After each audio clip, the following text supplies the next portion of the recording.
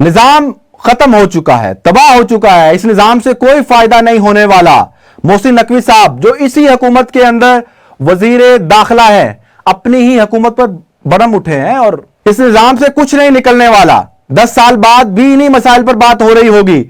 जनाब मोहसिन नकवी साहब जो कि इसी हुकूमत के अंदर वजीर दाखिला हैं, अपनी ही हुकूमत पर भड़क उठे हैं। शहबाज शरीफ साहब को कह दिया कि अगर वो 18 घंटे काम कर लें फिर भी कोई फर्क नहीं पड़ेगा, मुल्क के अंदर कोई नया निजाम आने जा रहा है।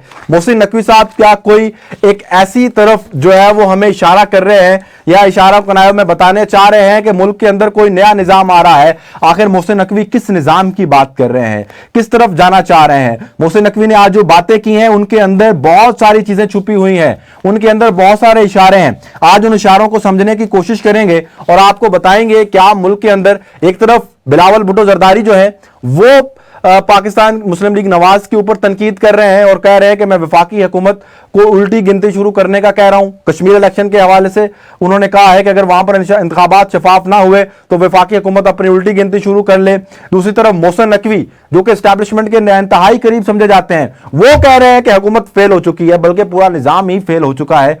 और मोहसिन नकवी साहब ने यह भी कहा है कि अगर सियासतदानों ने साथ ना दिया तो फील्ड मार्शल जो कुछ मर्जी कर लें, कोई फायदा नहीं होगा। सबसे पहले सुने कि मोहसिन नकवी साहब ने क्या कहा।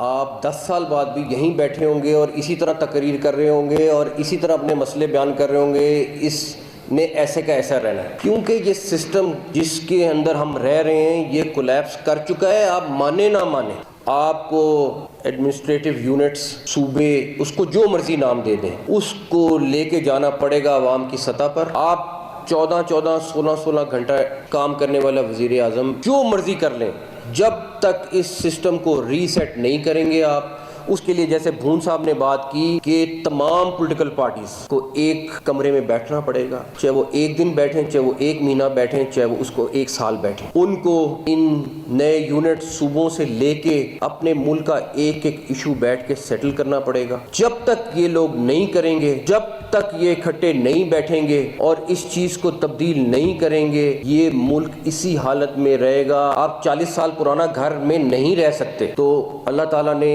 आपको एक ब्लेसिंग दी है, एक बंदा आपके लिए इतनी बड़ी बड़ी अपॉर्चुनिटीज लेके आ रहा है, उस ला के इस प्लेट में रख दिए। और सबसे बड़ा क्रेडिट उस शख्स को जाता है कि वो कोई रेड लाइन है जो क्रॉस नहीं करना चाहता। वो कहता है कि नहीं, इसी सिस्टम में हो और ठीक हो।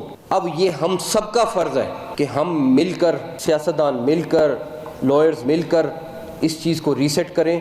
हम अपने नौजवानों को कोई 2-4 हज़ार रुपया महीना स्टेपेंड लगा के या टैबलेट्स दे के खुश कर लेंगे, नहीं। वो सिर्फ एक चीज़ मांगते हैं कि अपना निज़ाम ठीक कर लें, हमें इंसाफ मिल जाए, हमें मेरिट मिल जाए, जायज़ तरीके से हर चीज़ मिल जाए। वो हम नहीं दे पाते नौजवान को। अब उस नौजवान को आप नौजवान कहें, उसको कॉकरोच कहें, उसको जो मर्जी चीज़ कहें, लेकिन मैं एक चीज़ सबको बताऊंगा, ये कॉकरोच अगर इकट्ठा हो गया तो ये हर चीज़ को उलट सकता है। उसके लिए ज़रूरी है उनकी ख्वाहिश इससे पहले कि वो ज़ाहिर करें, हमें पूरी करनी चाहिए। और उनकी ख्वाहिश सिर्फ ये है कि हमें मेरिट पे जॉब चाहिए और जॉब अपॉर्चुनिटीज चाहिए। नाज़रीन, मोहसिन नकवी साहब ने जिस तरह से आपने सुना अपनी हुकूमत को आईना दिखा दिया है, अपनी हुकूमत पर भड़क उठे हैं। तो अब क्या वजीर आज़म शहबाज शरीफ साहब जाने वाले हैं? क्या यह किसी बड़ी तब्दीली का शाखसाना है? सदारती निज़ाम की उन्होंने जो है वो इम्कान को ख़त्म कर दिया और यह भी कह दिया कि हुकूमत अपनी मुद्दत पूरी करेगी। और उन्होंने यह भी कहा कि मैं वजीर खारजा नहीं बन रहा, मैं वजीर दाखिला ही रहूंगा। तो जनाब मोहसिन नकवी साहब जो हैं वो किस तरफ हमें इशारा कर रहे हैं? आप इससे क्या समझ पा रहे हैं? कमेंट सेक्शन में जरूर बताइएगा। चैनल को सब्सक्राइब नहीं किया तो चैनल को सब्सक्राइब कर लीजिएगा और इसके साथ साथ अगर वीडियो पसंद आए तो लाइक और शेयर करना मत भूलिएगा। अभी तक के लिए इतना ही। अल्लाह हाफिज।